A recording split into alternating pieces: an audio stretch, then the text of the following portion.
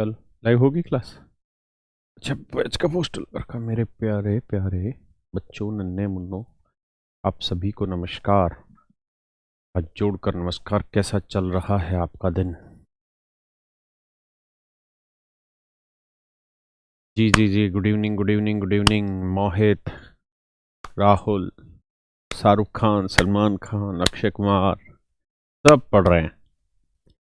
चलो मेरे दोस्तों, आज हम आगे बढ़ते हैं। आपको ये बैच का पोस्टर देख के अजीब लग रहा होगा। कल 7 दिसंबर, आज 14 दिसंबर। तो ये 14 दिसंबर को बैच आ रहा है, 7 दिसंबर को नहीं, पोस्टपोन कर दिया हमने। तो मेरे बच्चों, जैसा कि हम कल सर्कल कर रहे थे, उसी से आगे आज आगे बढ़ते हैं। आइए मेरे बच्चे पढ़ते हैं भैया। देखिए यार, ये एक थ्योरम है जो कल कल हो या परसों, परसों बरसों तरसों, अगर ये कोई सर्कल है बाबू,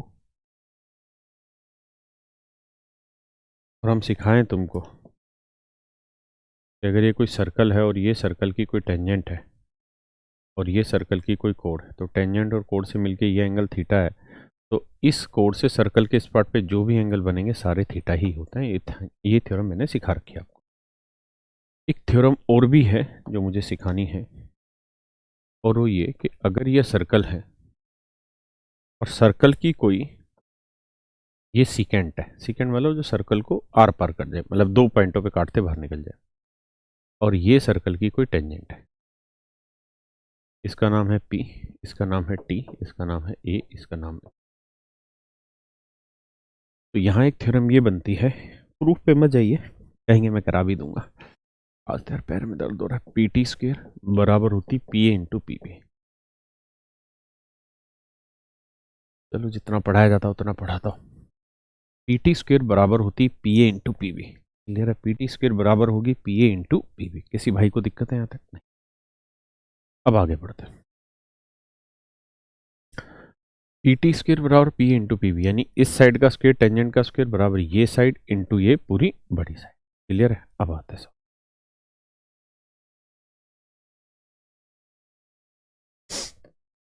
देखिए यार, एक बार सवाल पढ़ लीजिए फिर कराते हैं। आज ही खत्म हो जाएगा सर्कल,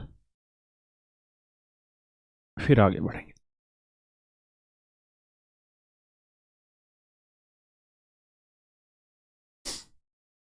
देखिए यार, आपको बात ऐसे समझनी है कि रेडियस 12 है। अगर इसी वाल तेरी तो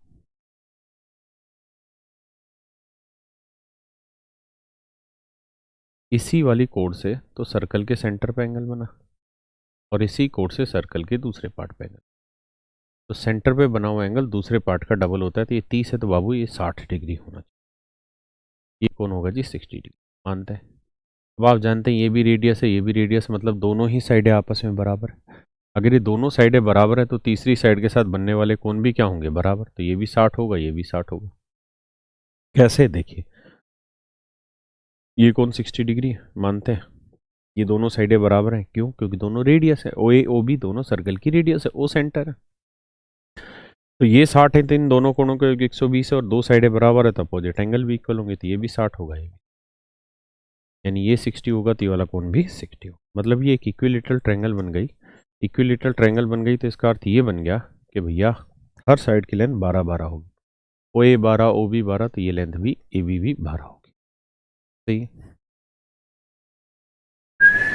बी सी 4, ये लेंथ 4।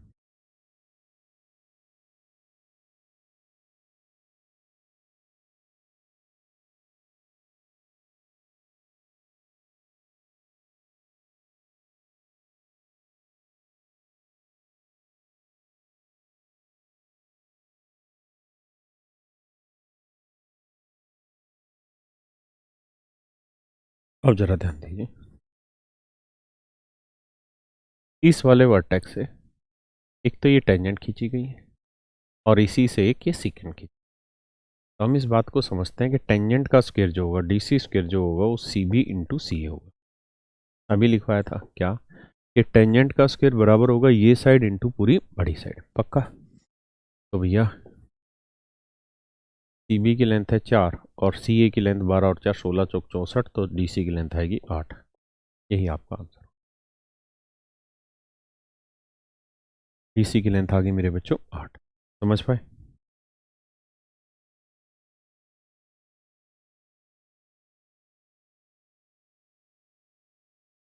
बड़े भैया बताओ जी, पहले सवाल पढ़िए फिर मैं कराता हूँ।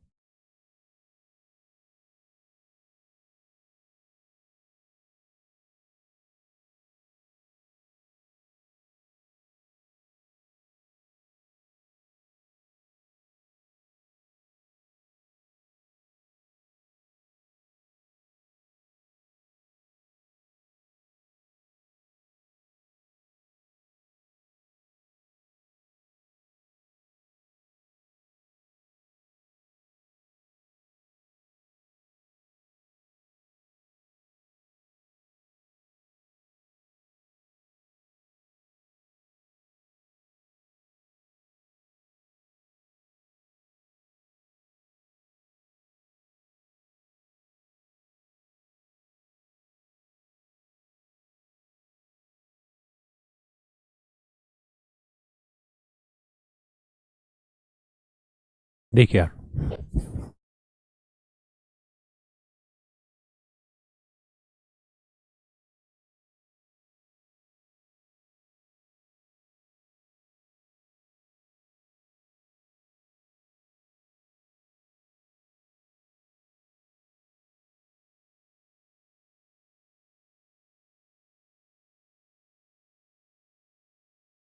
कहता जी एक सर्कल है, पहले ट्रायंगल ही बनाता हूँ। कहता है इन एन आइसोसेलिस ट्रायंगल, एक समद्विबाहु त्रिभुज है।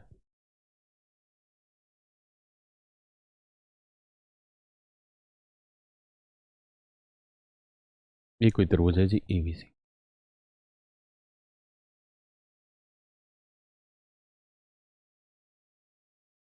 कहता जी एक सर्कल है जो B से होते हुए गुजरता है।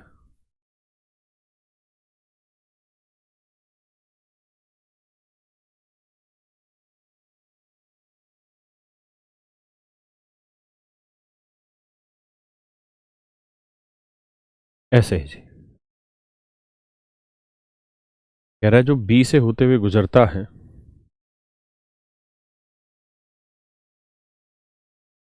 B से होते हुए गुजरता है और AC के मध्य बिंदु को स्पर्श करता है।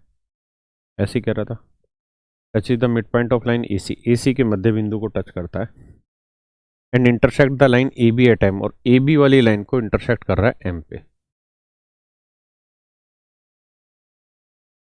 हाँ है ना, AB वाली लाइन को इंटरसेक्ट कर रहा है M पे, तो AM इज टू MB बताना है। AM इज टू MB का रेशियो बताना है कि मान लीजिए कोई पॉइंट है T। तो सबसे पहले तो आप इस बात को समझिए कि एक आइसोसेलिस ट्रायंगल है जिसमें AB और AC दोनों साइडें बराबर है। तो AB और AC दोनों साइडें बराबर है, तो आप AB और AC को कुछ भी मान लीजिए। मान लेते हैं ये लेंथ 4x है, तो ये लेंथ भी क्या होगी 4x। ये मिड पॉइंट है तो ये लेंथ आएगी 2x। समझते हैं, x मानना चाहे माने, ना मानना चाहे मत माने। तो आप ये ध्यान रखिएगा कि आपने 4x मानी, मिड पॉइंट को टच कर रहा है, तो इसका मतलब ये वाली लेंथ 2x हो गई। ये पूरी लेंथ अभी भी कितनी है 4x। तो सोल्व करेंगे तो AT² बराबर होगा AM इंटू AB।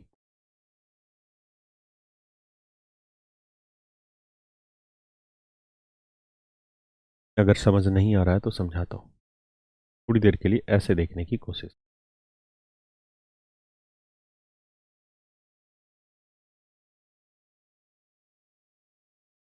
अब पहचानने की कोशिश करिए। कैसे पहचानने की कोशिश करिए कि ये सर्कल है, इस सर्कल पे ये तो खींची गई है सीकेंट, ये तो मेरे बच्चों खींची गई है सीकेंट, और ये सर्कल पे खींची गई है टेंजेंट, ये सर्कल पे खींची गई है टेंजेंट, ये खींची गई है टेंजेंट। तभी बताया था टेंजेंट का वर्ग बराबर होगा ये छोटी इंटू पूरी बड़ी साइड। AT² बराबर होगा AM इंटू AB। तो AT की लेंथ है 2x, 2x का वर्ग हो गया 4x²। AM की लेंथ हमको निकालनी है और AB की लेंथ है जी 4x। AM की लेंथ हो गई x।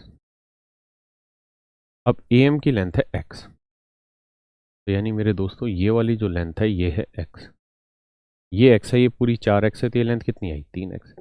और यही तो रेशियो पूछा है AM is to M B, A M is to M B का रेशियो उसने पूछा, तो ए एम की लेंथ है x, तो एम बी की लेंथ है 3x, तो रेशियो आ रहा भैया मेरे 1:3, तो अनुपात आएगा 1:3। किस अनुपात में आएगा जी? 1:3 के रेशियो।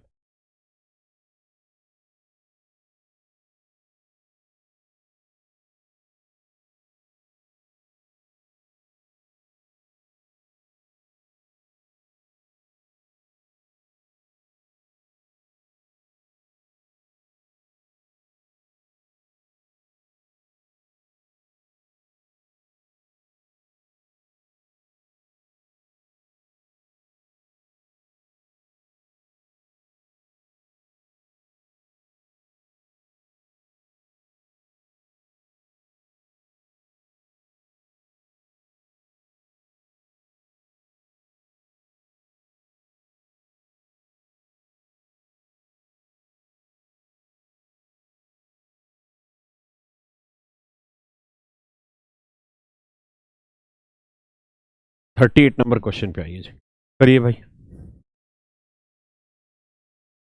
ऑप्शन है 110 डिग्री, 111 डिग्री, 112 डिग्री, 114 डिग्री।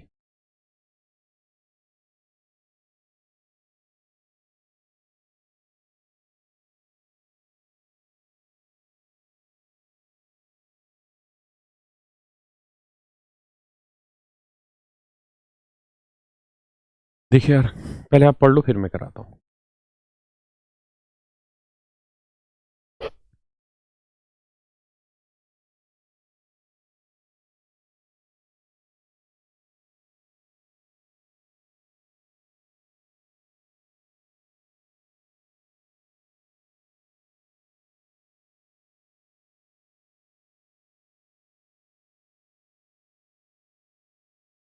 कहते एक सर्कल है, उसके ऊपर 3 पॉइंट है ए, बी और सी।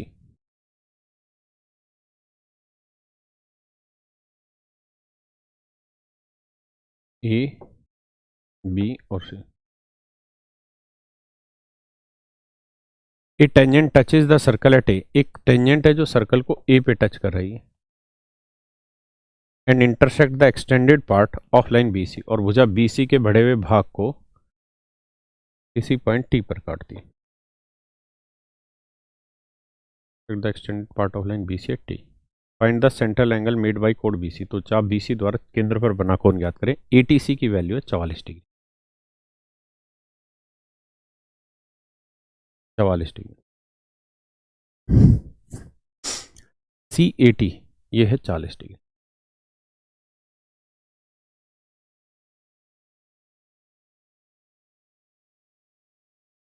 ये है सी ए टी 40 डिग्री। अब गौर से देखिए, ये सर्कल की टेंजेंट है, ये सर्कल की कोण है, ये सर्कल की टेंजेंट है, ये सर्कल की कोण है, ये टेंजेंट है, ये कोण है। तो टेंजेंट और कोण से मिलकर ये जो एंगल बनता है, कोण से इधर जितने भी एंगल बनते हैं उन सबके बराबर होता है। ये बताया था कि बेटा अगर ये सर्कल है, ये टेंजेंट है, ये कोण है, तो टेंजेंट और कोण से मिलकर ये जो कोण बनता है, इस कोण से इधर जितने भी एंगल बनेंगे उन सबके बराबर होगा। ये तो ये 40 डिग्री है मेरे बच्चे, तो ये वाला कोण भी कितना होगा? 40 डिग्री। हाँ है ना? कॉन्सेप्ट बेसिक जब सिखाए थे सर्कल के तो हमें इसको एक्सप्लेन किया हुआ था। हाँ है ना? किसी भाई को दिक्कत है यहाँ तक? एक बार फिर से समझो, आगे बताता हूँ।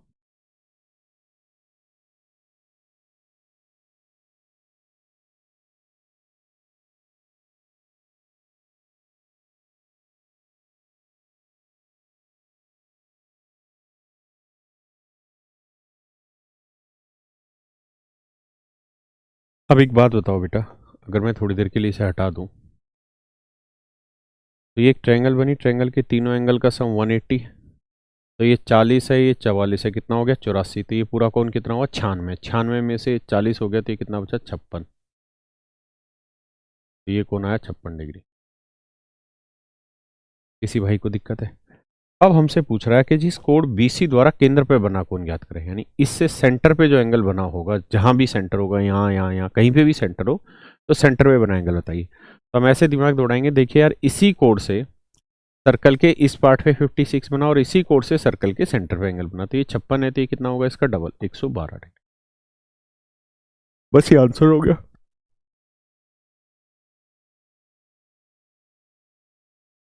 यही तो पूछा था मेरे बच्चे कि कोड BC द्वारा सेंटर पे बनाएंगे।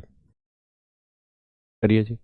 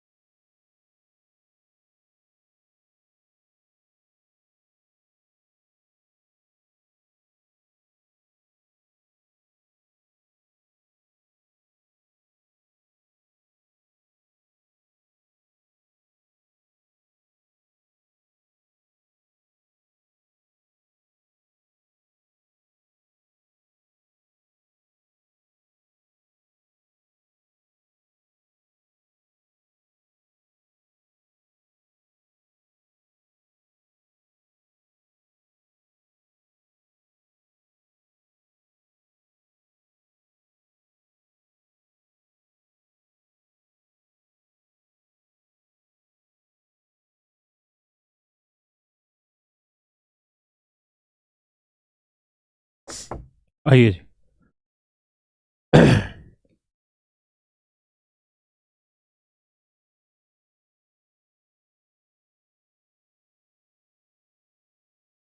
या इसी को बता दो बड़ा करके सवाल।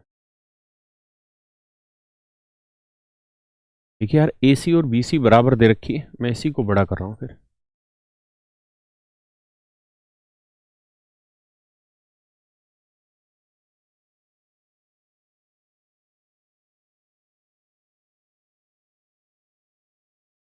हाँ जी जी, यही समझाते हैं। ये पॉइंट है जी A। कहता है जी AC और BC दोनों साइडें बराबर, ऐसा सवाल ने कहा कि भाई AC और BC दोनों साइडें बराबर, ये दे रखा है। ये स्ट्रेट लाइन है, 180 डिग्री होता है, 130 है, तो ये कोण आया 50 डिग्री का। अब बेटा एक बात बताओ, ये दोनों साइडें बराबर दे रखी हैं, ऐसा सवाल ने कहा है। अगर ये दोनों साइडें बराबर हैं तो अपोजिट एंगल इक्वल होंगी। ये 50 है तो ये वाला कोण भी कितना होगा, 50 डिग्री। अब मेरे बच्चे एक बात देखो, ये क्या है, ये इसकी एक टेंजेंट है ना, और ये क्या है, कोण। तो टेंजेंट और कोण से सर्कल के इधर जो भी एंगल बनता है वो इसी के बराबर होगा। तो ये 50 है तो ये कोण भी क्या होगा जी, 50 डिग्री। अब बेटा ये 50 है, अब मैं थोड़ी देर के लिए इसे हटा देता हूँ। अब आप खुद दिमाग दौड़ाइए और बताइए, ये 50 और 50 कितना हो गया, 100। 50 और 50 100 हो गया, तो ये 80 होगा, ये 50, तो ये कितना बना, 30 डिग्री। तभी तो 180 बैठेगा बेटा। हाँ है ना। अब दिमाग ये दौड़ाई कि इसी कोण से सर्कल के सेंटर पे एंगल बना, और इसी कोण से सर्कल के दूसरे पार्ट पे। तो अगर ये एंगल 30 है तो ये इसका डबल होगा, कितना होगा, 60 डिग्री। ठीक है ना जी। करो।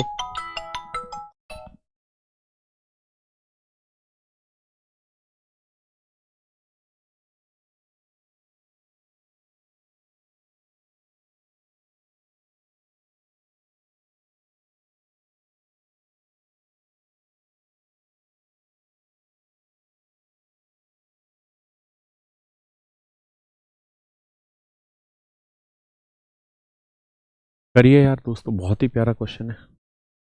कहता है ये और ये दोनों एंगल का सम निकाल के बताना क्या होगा।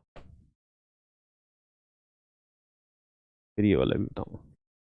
करो जी।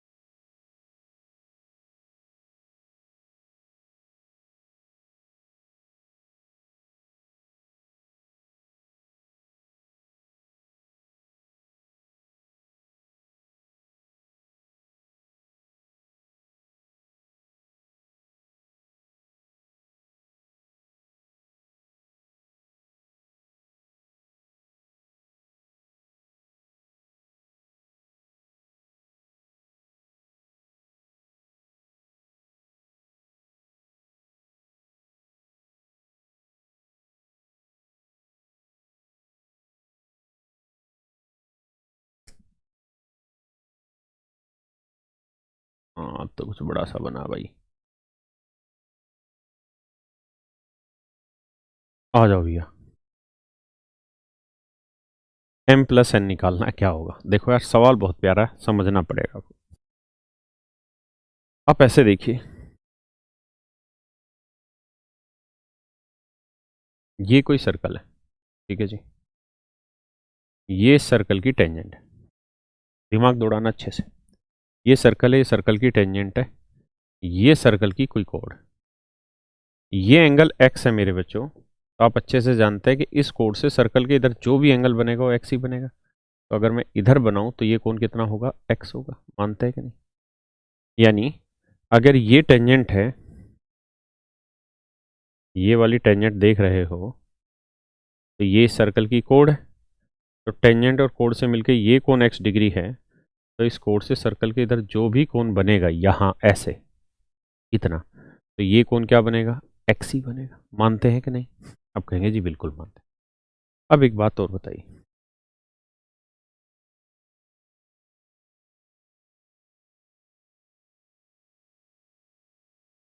अब एक सर्कल और खींचा हमने,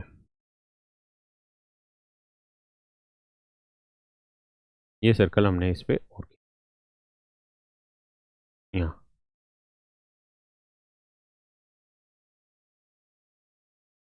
इस सर्कल को हटा देते हैं।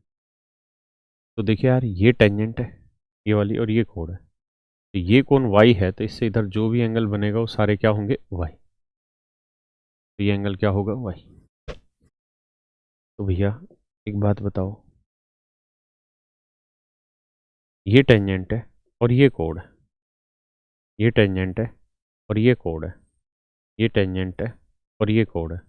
तो टेंजेंट और कोण से मिलके ये कोण अगर y डिग्री बना है, तो इधर जो भी एंगल बनेगा वो क्या होगा? y ही होगा। ये y है तो ये वाला कोण भी क्या होगा? y। भाई आप दोनों सर्कल को अलग अलग समझो, थोड़ी देर के लिए इसको भूल जाना आना, जैसे मैं भूलवाऊं तो समझो इस वाले सर्कल को भूल जाना।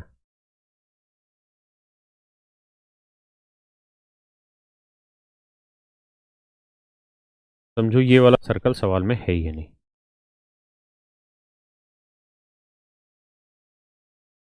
ये वाला सवाल में सर्कल है ही नहीं, ऐसे सोचो। अब देखो सिर्फ यही सर्कल है, तो ये सर्कल की टेंजेंट है, ये कोण है, तो टेंजेंट और कोण से मिलके y है, तो इधर जो भी एंगल बनेगा वो y तो होगा। हाँ है ना? मानते हैं कि नहीं मानते? अब समझिए आगे की बात। पक्का? देखिए,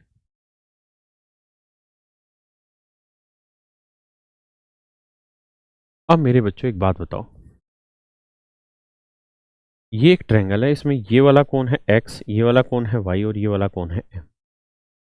तो ये ट्रायंगल बनी, ट्रायंगल के तीनों एंगल का सम होता है 180, मतलब m plus X plus Y बराबर 180 degree. m plus X plus Y बराबर 180 डिग्री। और ये कौन है जी? n। ये कौन है भैया? n। n का मतलब x प्लस वाई, यानी x प्लस वाई की जो वैल्यू है वो n, x प्लस वाई की वैल्यू है n। तो ये जो x प्लस वाई है ये है जी n, तो m प्लस n बराबर 180। और यही हमसे पूछा था। तो ध्यान हमेशा ही रखना सुबोध भाई कि इन दोनों कोणों का योग हमेशा ही 180 डिग्री होता है। इन दोनों कोणों का योग हमेशा ही 180 डिग्री होता है। पक्का ध्यान रखेंगे? आइए आप करिए जी।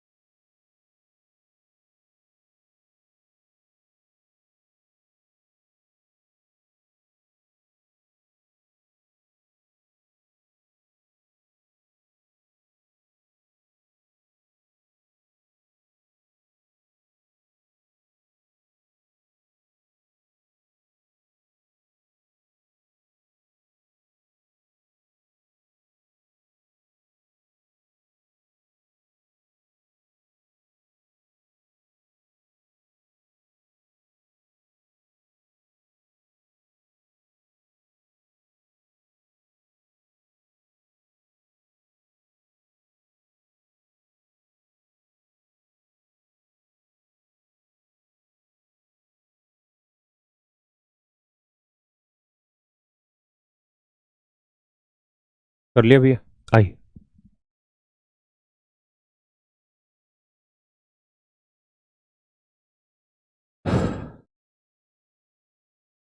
देखिए यार मेरे बच्चों, पूछ रहा है X plus Y plus Z की वैल्यू बताइए, समझाने की कोशिश करते हैं।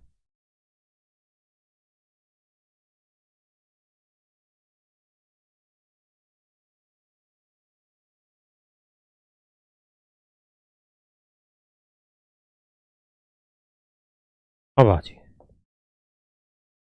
बेटा, अगर आप थोड़ा ध्यान लगाएं सवाल पे, तो जहां मेरा पेन चल रहा है यहां देखिए, ये क्वाड्रिलेटरल बनी और इस क्वाड्रिलेटरल के चारों वर्टेक्स इसी सर्कल पे लाई करते हैं। ये मेरे बच्चों एक चतुर्भुज बनी और इस चतुर्भुज के मतलब इस चतुर्भुज के चारों शीर्ष सर्कल की सरकमफ्रेंस पे लाई करते हैं। अगर ऐसा है तो इसके आमने सामने के कोणों का योग 180 होता है, वर्टिकली अपोजिट एंगल का सम 180 डिग्री होता है। यानी x प्लस जेड का मान 180 डिग्री होता है, तो x प्लस जेड की जो वैल्यू आती है वो 180 डिग्री है ना। बचा है y। अब y पे आते हैं। पहली बात तो आप इतनी बात समझ लें, फिर y पे भी आएंगे। क्लियर है?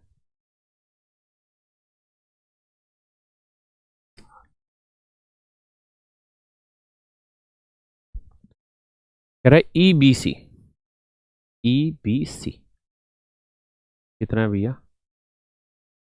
37 डिग्री। बीई बराबर बीपी। जरा देखो यार क्या कह रहा है।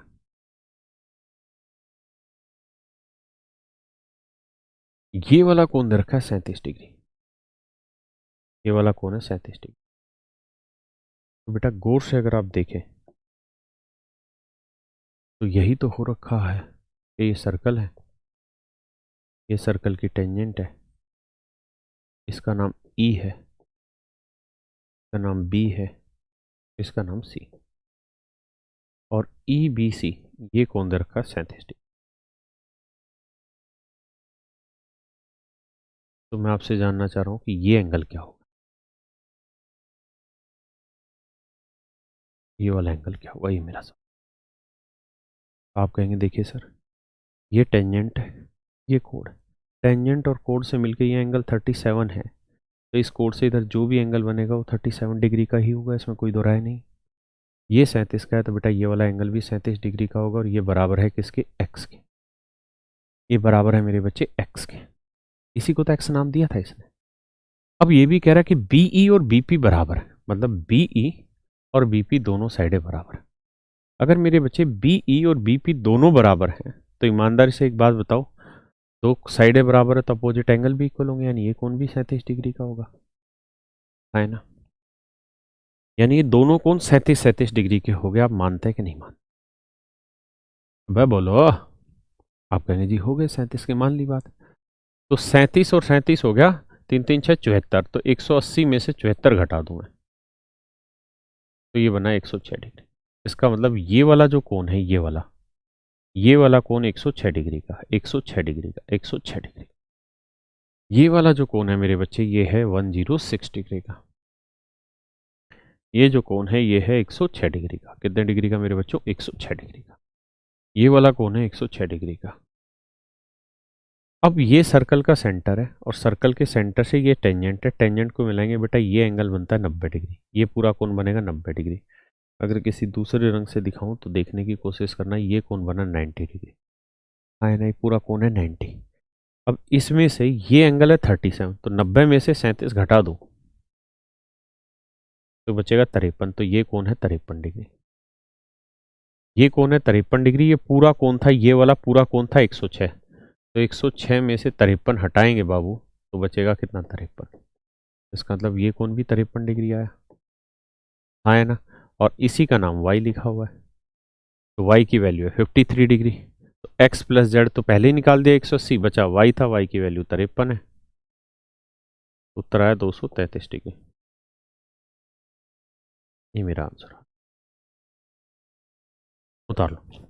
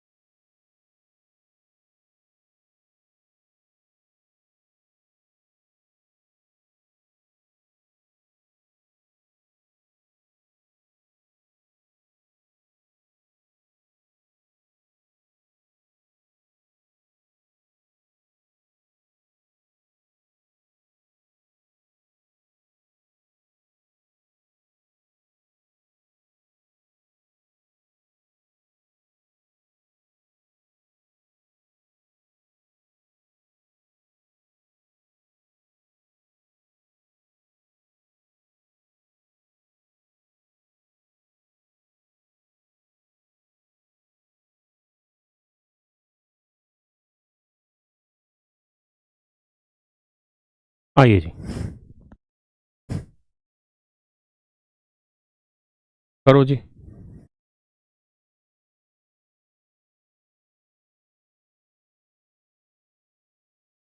करिए भाई करिए।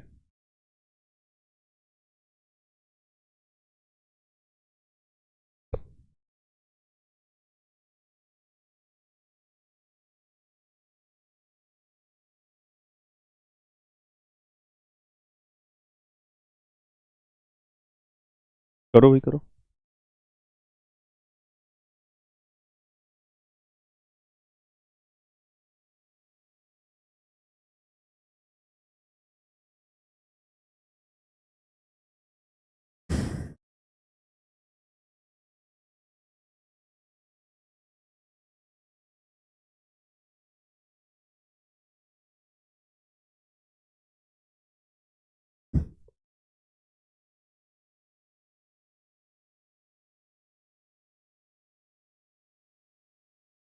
देखिए यार, कह रहा है 3 सर्कल एक दूसरे को एक्सटर्नली टच करते हैं।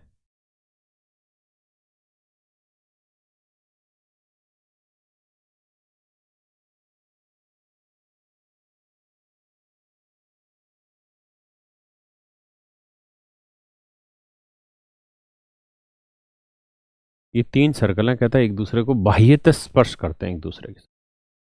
इनके सेंटर के बीच की डिस्टेंस है 5, 6, 7 सेंटीमीटर। यानी ये डिस्टेंस 5 है, तो ये 6 है, तो ये 7 है। मान लेते हैं यार ये रेडियस आर है, ये लेंथ है 5 यहाँ से यहाँ तक की, तो ये आर है, तो ये क्या बनेगी 5 - आर। क्योंकि ये लेंथ 5 है, ये सर्कल की रेडियस आर हो गई, तो ये 5 - आर। ये लेंथ भी आर ही होनी, ये 5 - आर है, तो ये रेडियस 5 - आर ही होगी। है ना। अब कह रहा है भैया क्या, कि ये लेंथ है जी कितनी, क्या क्या बताई थी जी, 6। ये लेंथ है 6 सेंटीमीटर, दोनों सेंटर के बीच की दूरी 6। तो ये 6 है, 6 में से ये आर हटा देंगे तो ये 6 - आर आ गई। अगर ये 6 - आर है तो ये लेंथ भी क्या होगी 6 - आर। आए ना, तो ये टोटल लेंथ क्या हो गई 7 सेंटीमीटर। तो इन दोनों को अगर हम जोड़ देंगे इसको और इसको, यानी 6 - आर प्लस 5 - आर, ये आ गई जी 7 सेंटीमीटर। तो 6 और 5 11, 2 आर बराबर 4, तो आर की वैल्यू 2। इसका मतलब इस सर्कल की जो रेडियस है जी वो 2 आएगी। 5 में से 2 गया, इसकी 3 है, और 6 में 2 गया, इसकी 4। तो इन सर्कल्स की जो रेडियस है वो 2, 3 और 4 है। सी ऑप्शन करेक्ट है। ये समझ में आ गया था ना कि 7 दे रखी थी, तो ये जमा ये कितनी थी 7, जोड़ दिया, आंसर निकाल दिया।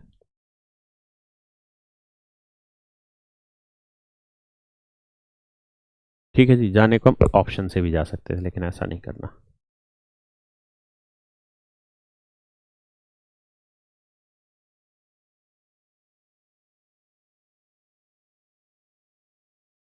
ऑप्शन पे ना जाना, ये दोनों बी और सी सेम ही दे दिए इसने तो। करो जी। बहुत ही प्यारा सवाल है।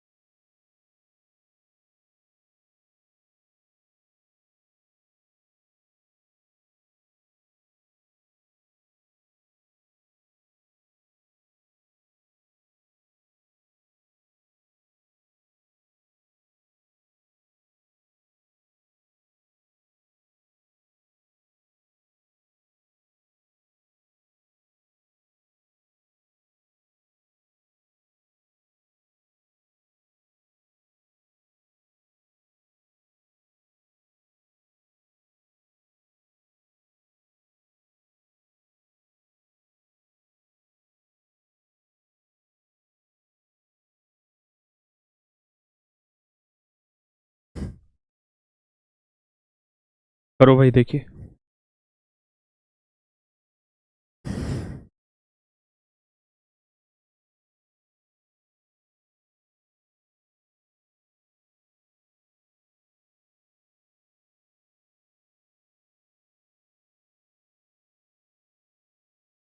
कह रहे square is inscribed in a quarter circle in such a manner that two vertex at equal distance।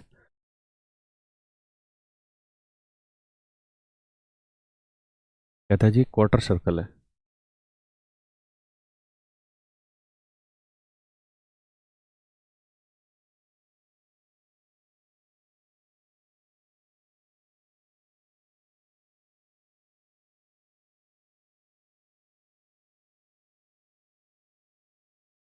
मारो बोले। ये कोई क्वार्टर सर्कल है, यानी सर्कल का चतुर्थ हिस्सा है, चौथा हिस्सा है।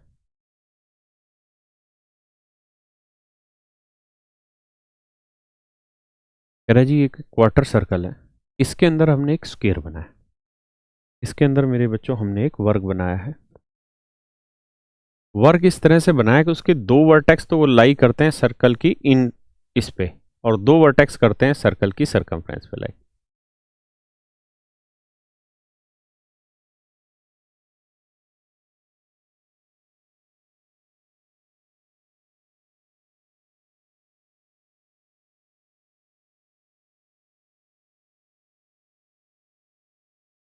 चलो बनाने दो, ऐसे बनाया भाई। तो कह रहा है जी दो वर्टेक्स तो लाई करते हैं सर्कल की सरकमफ्रेंस के ऊपर, और दो लाई करते हैं इन लाइनों के ऊपर, और दोनों जो ये शीर्ष हैं ये सेंटर से इक्वल डिस्टेंस पे, यहां से अगर ये जितनी दूरी पे उतनी दूरी पे ये, यदि वर्ग की भुजा x सेंटीमीटर, तो मान लेते हैं यार ये डिस्टेंस a है तो ये डिस्टेंस भी a होगी। ऐसा सवाल ने कहा है कि जितनी दूरी ये है उतनी ही दूरी ये, ऐसा बोला है, मैं नहीं कह रहा, ऐसा दिया। ये a है, ये a है, तो ये वाली लेंथ क्या हुई जी, √2a। तो ये लेंथ है √2a, और ये बराबर दे रखी x के, तो a की वैल्यू है x बटे √2। a की वैल्यू है x बटे √2, समझते हैं, आया ना भाई। ये a है, ये a है, तो ये √2a होगा, और कह रहा है कि इस वर्ग की भुजा है x, तो √2a बराबर x, तो x की a की वैल्यू आ गई x बटे √2। किसी भाई को दिक्कत है? नहीं। अब जरा समझिए आगे कहानी। अगर आपके पास ये वैल्यूज आ गई कि a की वैल्यू x बटे √2 है, मतलब ये लेंथ x बटे √2 है। अब आप ये भी जानते हैं कि ये कोण 45 डिग्री होगा। क्यों होगा? क्योंकि ये 90 है, ये दोनों साइडें बराबर है, तो 45 होना है मेरे बच्चों। अरे हाँ, है ना। एक बात और बताइए, ये स्क्वायर है और ये स्क्वायर का डायगोनल होना है। लाइन ज्यादा ही लकवा मार गई इस लाइन को तो। भाई ये स्क्वायर है, स्क्वायर का ये क्या होगा, डायगोनल होगा, मानते हैं कि नहीं? अगर ये स्क्वायर का डायगोनल है तो हम इस बात को जानते हैं कि स्क्वायर की ये साइड एक्स है, ये साइड एक्स है, ये साइड एक्स है, ये साइड एक्स है, तो ये वाली डायगोनल की लेंथ √2x होती, हाँ है ना।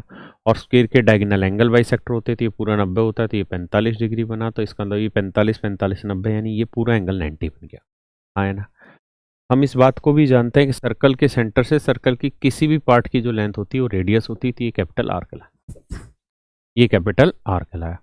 तो भाई मेरे इस पाइथागोरस थ्योरम में आर स्क्वायर जो होगा वो बराबर होगा किसके, एक्स बाई √2 का वर्ग, तो एक्स स्क्वायर बटे 2 जमा √2x का स्क्वायर, यानी 2x स्क्वायर। तो दो दूनी 4 और 1 5, तो आर स्क्वायर बराबर आया 5 बटे 2 एक्स स्क्वायर। तो एक्स की वैल्यू चाहिए ना, रेडियस चाहिए थी, तो कैपिटल आर आ जाएगा √5 बाई √2, क्योंकि रूट निकालोगे और एक्स स्क्वायर का √x, तो ये इसका आंसर हो, √5 बाई √2 एक्स ए।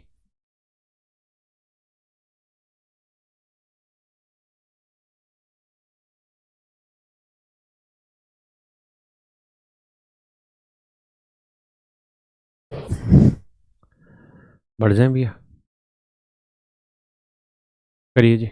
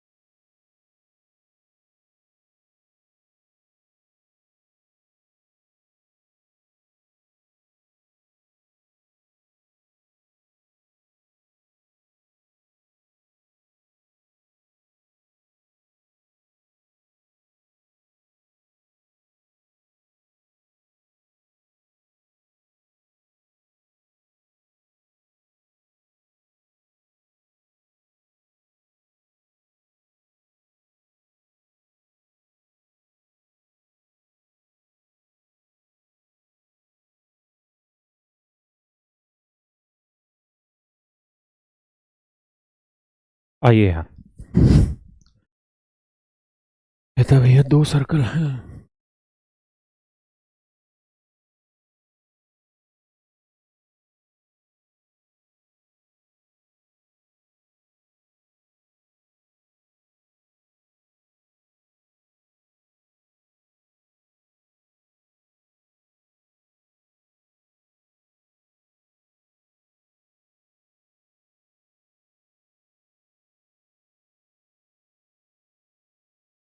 कहता जी 2 सर्कल हैं, दोनों ही जो सर्कल हैं बाबू, ये कॉन्सेंट्रिक है, मतलब दोनों का सेंटर एक जगह है।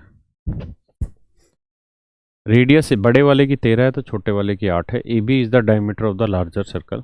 बड़े वाले सर्कल का डायमीटर ए बी है। A B, B D is a tangent to the smaller circle. कहता है छोटे वाले सर्कल की टेंजेंट बी डी है। तो जो बी डी है वो छोटे सर्कल की टेंजेंट होगी, तो बड़े सर्कल को किसी पॉइंट पे काटेगी, दैट से ई पर टच करती है। ए और डी को जोड़ा गया तो ए डी ज्ञात कर। यहाँ गलती तेरा कुछ। BD is tangent to the smaller circle touching it at D and the larger circle at E. Point A is joined to D.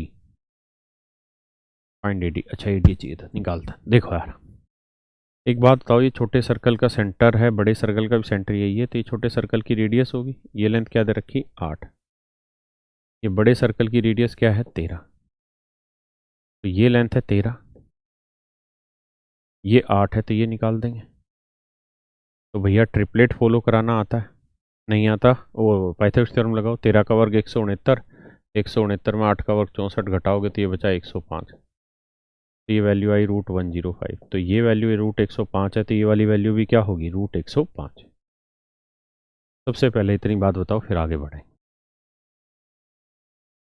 कहाँ चला गया था बेटा?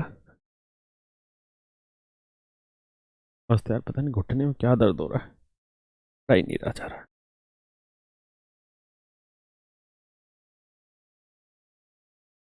कर लिया भाई। अब देखिए यार, अब मेरे बच्चे बड़े वाले सर्कल का डायमीटर ध्यान देना, ये बड़े वाले सर्कल का डायमीटर है ए बी। तो बड़े सर्कल में ये वाला जो एंगल होगा ये कितना होगा 90 होगा। आप कहें क्यों? ऐसा इसलिए है क्योंकि डायमीटर में बना हुआ एंगल हमेशा ही 90 होता है।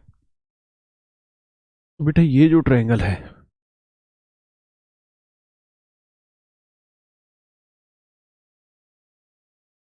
ये √105 है, ये बी है, ये 8 है, ये ए है। अब एक बात बताओ भैया, ये मिड पॉइंट ही तो था भाई। ये लेंथ कितनी थी 13, और ए बी पूरा डायमीटर था, तो ए बी की लेंथ क्या थी 26। हाँ है ना? तो ये लाइन इस वाली लाइन के पैरेलल है, तो दो सिमिलर ट्रायंगल होगी, एक छोटी एक पूरी बड़ी। तो छोटी ट्रायंगल की साइड की लेंथ 13, तो पूरी बड़ी ट्रायंगल की साइड की लेंथ 26, तो पूरी बड़ी ट्रायंगल की साइड की लेंथ 26। तो ये 13 है, ये 26 है, तो इनकी साइड्स की लेंथ का रेशियो आया 1:2। तो इन साइड की लेंथ का रेशियो भी 1:2, तो ये 8 है, तो ये आएगी 16। भाई देखो, ये मिड पॉइंट तो था गधों, मिड पॉइंट था तो मतलब ये बराबर था, तो मतलब ये छोटी ट्रायंगल की साइड 1 है तो बड़े की साइड 2 होगी। 13 26 वही तो है, तो इसकी 8 है तो इसकी 16 होगी। अब बेटा ये बताओ, ये 16 ये √105 है, तो ये नहीं निकाल देंगे राइट एंगल ट्रायंगल? बिल्कुल निकल जाएगा। तो वही AD² क्या होगा? 16 का वर्ग 256 जमा √105 का वर्ग 105, जोड़ोगे तो AD की जो लेंथ आएगी 4 5 11, 5 और 1 6, 2 और 1 3, 361, ये आएगी शायद 19। B is your correct answer. B is your correct answer. करो जी।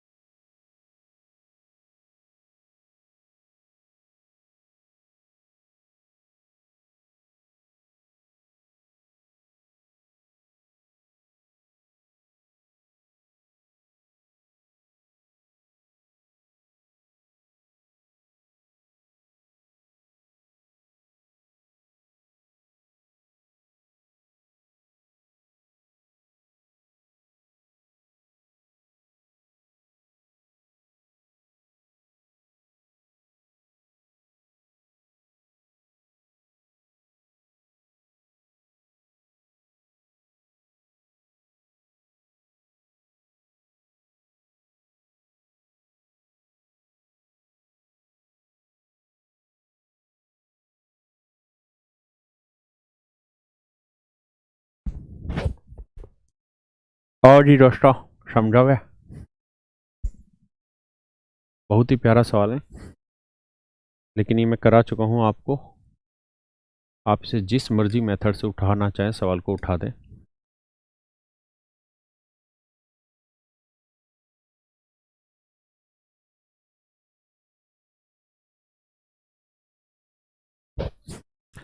कहता है एक ट्रायंगल एबीसी में E is the mid point of median AD. बेटा ध्यान देना, ये कोई ट्रायंगल है एबीसी,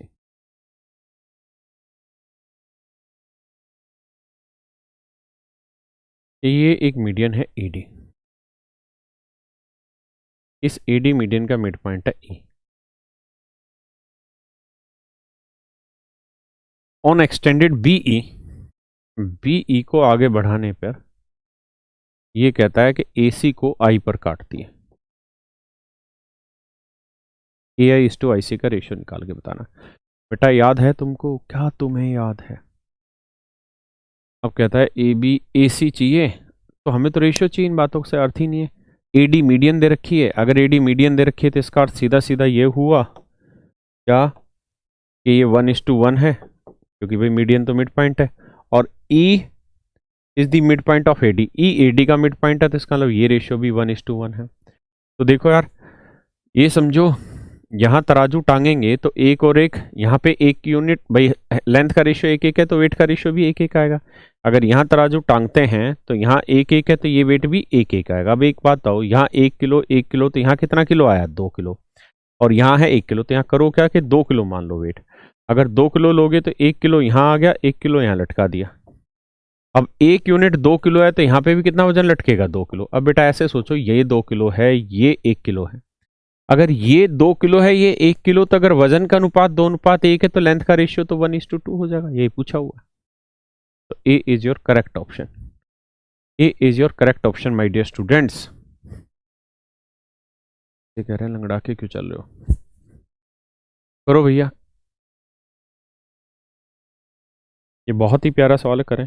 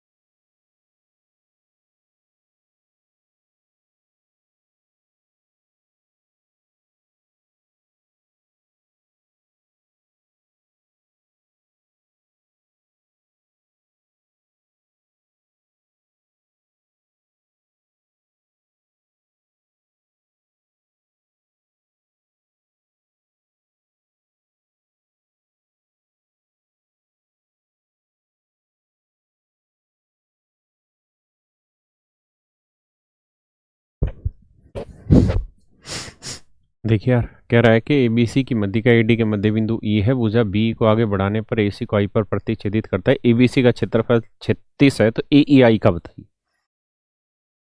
देखिए यार, सेम सवाल है। कहता है एबीसी का जो एरिया है, एरिया ऑफ ट्रायंगल एबीसी 36 है, तो एरिया ऑफ ट्रायंगल ए ई आई बताइए।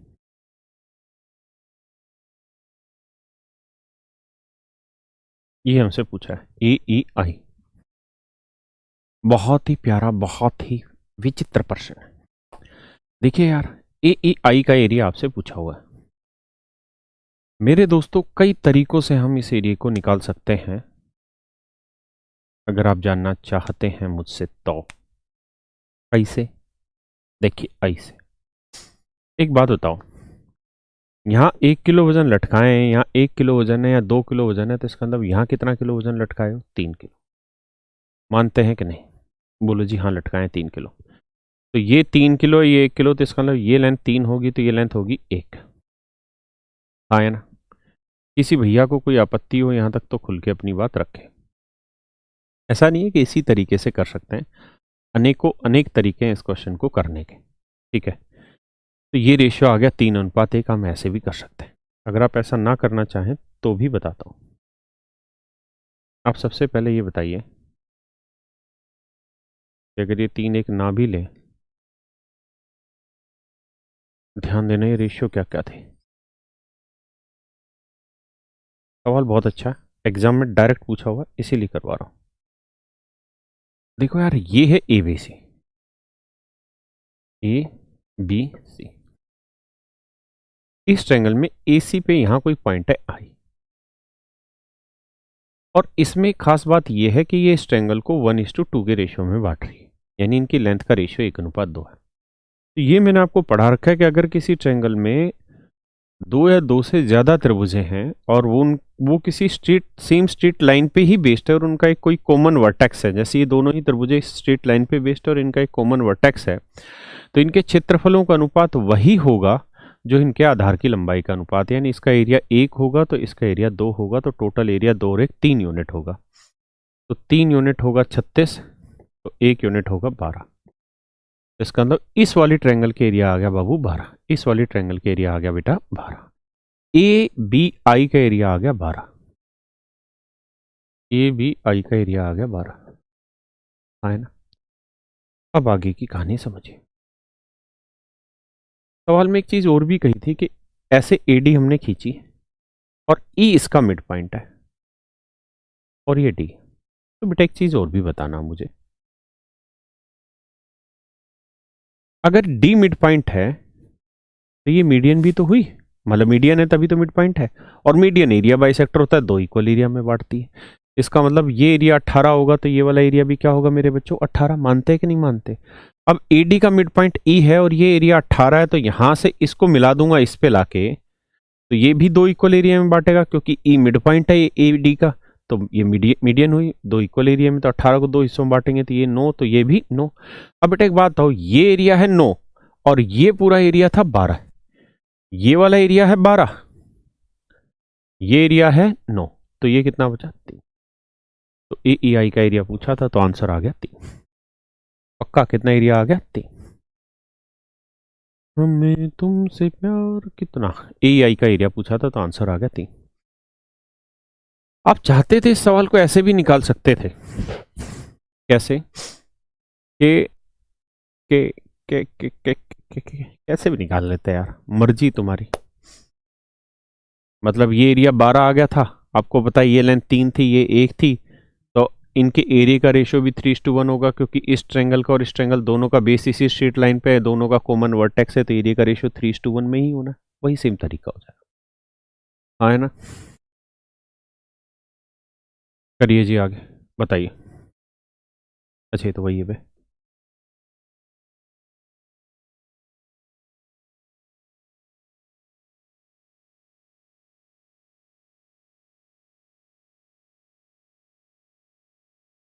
ये भैया एक्स सर्कल का क्वेश्चन है, आपको बता रखा है कि अगर ये सर्कल है ये मैंने करा रखा है क्वेश्चन, ये इस तरीके से है कि भैया ये कोई ट्रायंगल है, इसकी ये साइड 13 है, ये साइड 14 है, ये साइड 15 है। अगर यहाँ एक सर्कल बने तो इस एक सर्कल की रेडियस क्या होगी, फार्मूला लिखवा रखा है, आप करेंगे, बल्कि डिटेल समझा रखा है एक सेंटर। ये सवाल करिए, अच्छा क्वेश्चन है, समझाता हूँ इसको, करिए कोशिश, फिर मैं कराऊंगा।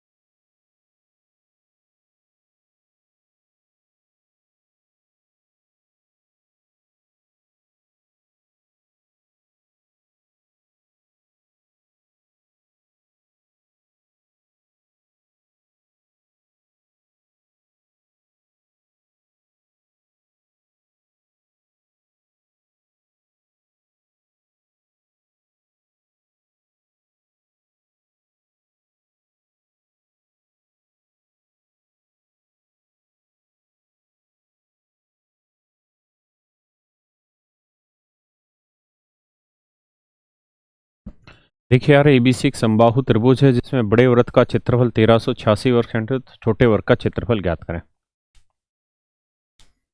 देखिए यार, गड़बड़ है यहाँ, गड़बड़ ये है कि यहाँ दे नहीं रखी कि रेडियस क्या है, ऐसे कोई देगा भी नहीं आपको, सिर्फ ऐसे दे देगा और फिर कहेगा कि बड़े सर्कल का एरिया इतना है तो छोटे सर्कल का एरिया क्या होगा। आइए जरा समझिए।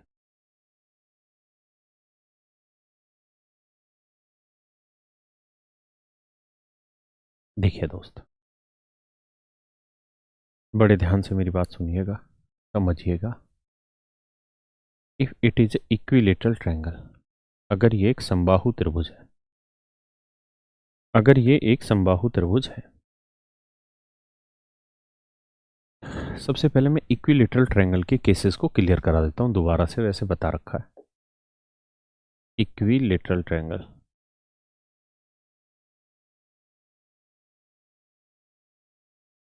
हिंदी में कहते हैं समबाहु त्रिभुज,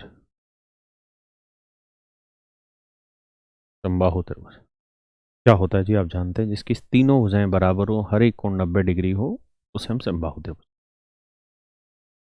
आपको ये भी बताया कि इक्विलेटरल ट्रायंगल में यही सेंट्रोइड है तो यही सरकम सेंटर है, तो यही ऑर्थो सेंटर है, तो यही इन सेंटर भी है। मैंने ये भी बताया कि सरकम सेंटर, सरकम सर्कल की रेडियस होती है a/√3, क्योंकि √3/2a एल्टीट्यूड होता है, उसे हम 2/3 में बांटते हैं तो a/√3, और इन सर्कल की रेडियस होती है a/2√3। है ना, ये दो फंडे होते हैं इसके इन सर्कल बनने के। है ना, हमें यहाँ इन सर्कल की ही प्रॉपर्टी समझनी, जरा ध्यान देके समझिए। मैं क्या करता हूँ, इन सर्कल की कुछ रेडियस मान ले, मतलब इस इक्विलेटरल ट्रायंगल की साइड की लेंथ मान लेता हूँ। ऐसी लेंथ मान लेता हूँ जिससे ये आसानी से कट जाए, तो इसे मान ले रहा है 2 इसे मान ले रहे हैं 6√3 मान ले रहे हैं, कोई बुराई है? इसकी लेंथ ही मान ली हमने 6√3। किसी भाई को कोई दिक्कत तो नहीं? आपको समझाना था। तो अगर इस इक्विलेटरल ट्रायंगल की साइड की लेंथ 6√3 है, तो मैं आपको इसमें ये कहूँ कि यार इसमें अल्टीट्यूड की लेंथ निकाल के बताओ। अल्टीट्यूड होता है जो किसी वर्टेक्स से सामने वाली लेंथ पे 90 डिग्री का कोण बना है।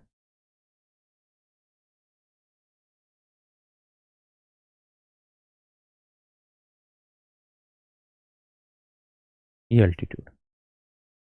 इस अल्टीट्यूड की अगर लेंथ पूछूं मैं आपसे, तो आप कहेंगे अल्टीट्यूड की लेंथ होनी है जी √3/2a। a का मतलब 6√3, 2 तिया 6, √3 को √3 से क्या, 3 तिया 9। तो यानी यहां से यहां तक के अल्टीट्यूड की लेंथ कितनी है, 9 पक्का। और इसके अंदर जो इन सर्कल बनेगा उसकी रेडियस क्या होगी, तो निकालोगे तो a की वैल्यू 6√3 माने है। आपका एक क्यों मान ली, अपनी मर्जी से, ताकि आसानी से कट जाए। 2√3 भी मान सकते थे, इसका अंदर रेडियस आ गई थी। सिर्फ एक बात समझाने की, अगर रेडियस 3 आ गई बबुआ, तो यहाँ एक सर्कल खींच दे।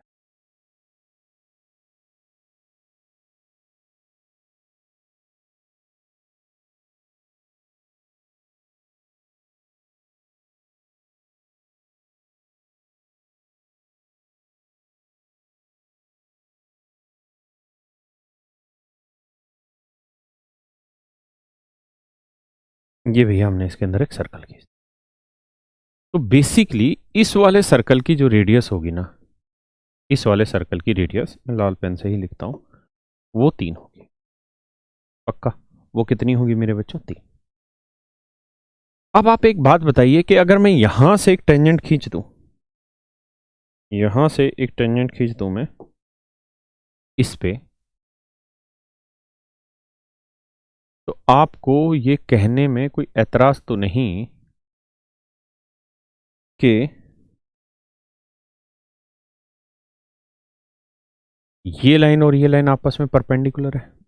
भाई ये लाइन और ये लाइन आपस में पैरेलल है, ये और ये कैसे पैरेलल है समझिए। इसलिए क्योंकि ये भी टेंजेंट पे 90 बनाता है और ये भी टेंजेंट पे 90 बनाता है। और अगर दो लाइन है और उन्हें कोई लाइन काट रही है और ये दोनों कोणों का योग अगर 180 हो जाए, तो इसका मतलब ये दोनों लाइनें पैरेलल है, क्योंकि दो पैरेलल लाइन के बीच का बनाएंगे तो 180 होता है, और 180 बना रहे तो पैरेलल है। और अगर ये पैरेलल है मेरे बच्चे, तो आपको ये कहानी भी मैंने 500 बार पढ़ा रखी है कि अगर ये इक्विलेटरल ट्रायंगल है और ये कोण 60 है, ये कोण भी 60 है, ये कोण भी 60 है, और अगर मैं इसके पैरेलल यहाँ कोई लाइन खींचूंगा, तो ये एंगल और ये एंगल बराबर होगा, ये एंगल और ये एंगल भी बराबर होगा, तो जो ट्रायंगल बनेगी छोटी वो भी इक्विलेटरल ट्रायंगल ही होगी। जो छोटी त्रिभुज बनेगी मित्र, वो भी एक समबाहु त्रिभुज ही होगी। ये ज्ञान आपको दे रखा है। तो अगर ऐसा है तो ये इक्विलेटरल है, तो ये छोटे वाली भी इक्विलेटरल ही बनेगी। है ना, छोटे वाली भी इक्विलेटरल ही बनेगी।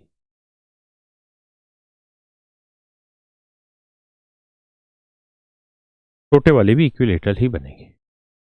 अब रेडियस 3 है, तो ये 3 हो गई, ये 3 हो गई, तो ये यहां से यहां तक की लेंथ 6 है, पूरे एल्टीट्यूड की लेंथ 9 है, तो ये लेंथ कितनी आ गई, 3। मानते हैं या नहीं? ये लेंथ कितनी आ गई भाई, 3। अब एक बात बताओ, अब एक बात बताओ मेरे यारा, तेरी तो तेरी तो तेरी तो याद सतावे कि भैया अगर हम यहाँ पे एक सर्कल खींच लें,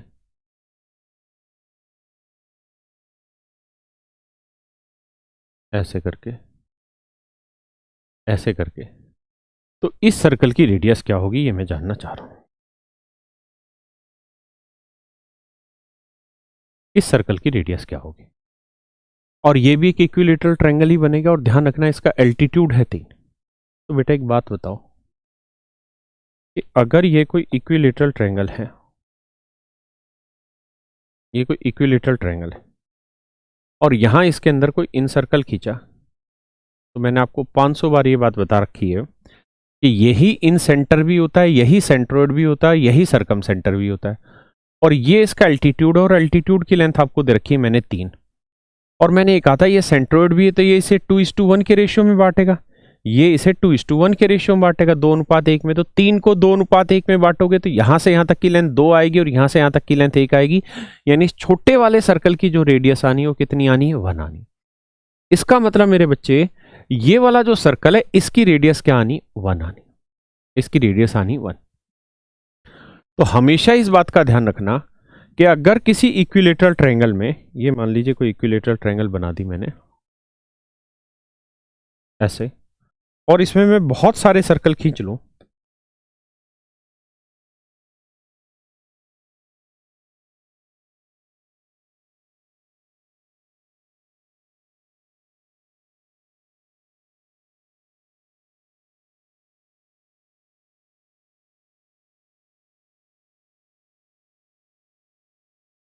अब एक सर्कल और यहां खींच लेते हैं,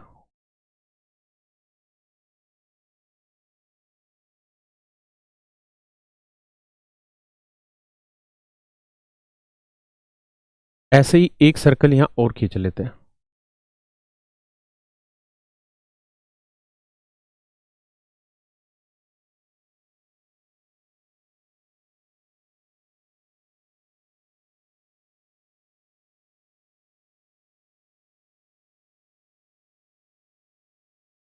क्लियर है?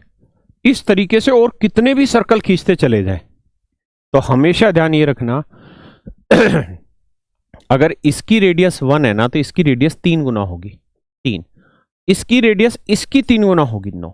यानी इसकी रेडियस 10 लूं तो इसकी 30 लेनी होगी, इसकी 30 का 3 गुना 90 लेनी होगी। यानी हमेशा इनका जो रेशियो होगा ना वो 3 गुना चलता रहेगा, 3 गुना चलता रहेगा।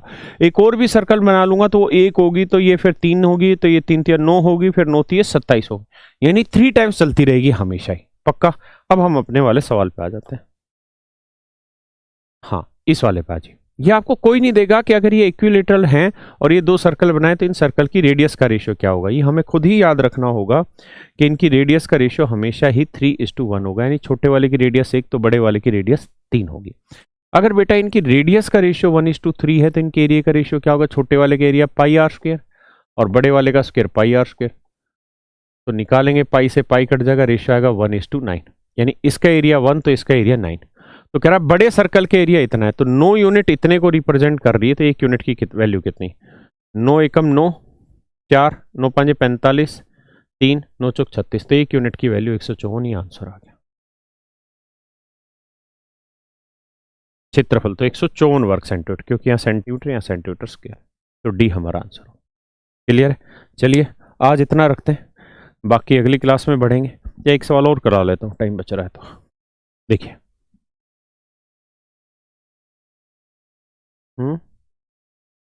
तब चलो फिर बाकी कल करेंगे सर, आज यहीं तक रखते हैं।